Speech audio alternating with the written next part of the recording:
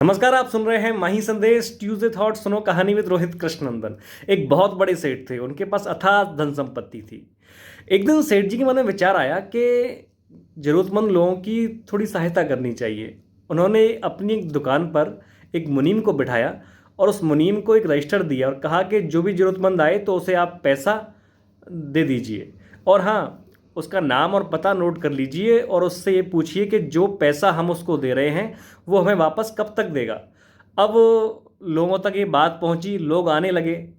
कुछ लोग बोलते कि हम जो पैसा हमने आपसे लिया है वो 1 महीने में लौटा देंगे, कुछ बोलते हम 1 साल में लौटाएंगे, कुछ बोलते कि हम 2 साल में लौटाएंगे, और कुछ लोग ऐसे भी थे जिन्होंने कहा कि हम अगले जन्म में लौटाएंगे।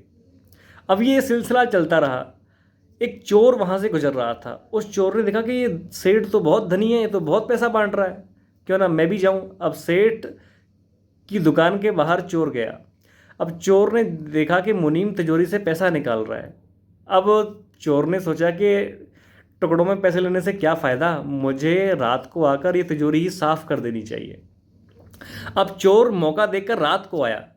अब जैसे ही रात को आया, वो उस सेठ के पीछे वाले हिस्से से प्रवेश किया। अब पीछे वाले हिस्से में सेठ ने भैंस का एक तबेला बना रखा था। अब जो नज़ारा उस चोर ने देखा तो वो दंग रह गया, क्योंकि सेठ जी के पास जो भैंसें थीं वो आपस में बातें कर रही थीं और चोर उनकी बातों को ध्यान से सुन रहा था।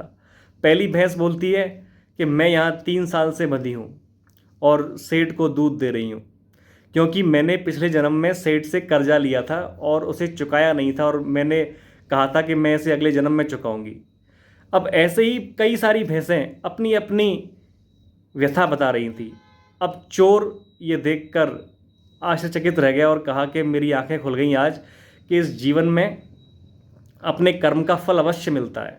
दोस्तों, छोटी सी कहानी कि हम जो जीवन में कर्म करते हैं उसका फल हमें अवश्य भोगना पड़ता है, इसलिए हमेशा अच्छे कर्म करें, क्योंकि अगर हम किसी चीज़ का उधार छोड़ेंगे तो वो यकीनन हमें उसे चुकाना ही पड़ेगा, चाहे वो संबंध के रूप में हो, चाहे वो पैसे के रूप में हो, चाहे वो जीवन के किसी भी रूप में हो। फिर मिलूंगा अगले मंगलवार एक नई कहानी के साथ। आप सुनते रहिए माही संदेश ट्यूसडे थॉट। सुनो कहानी विद रोहित कृष्णनंदन।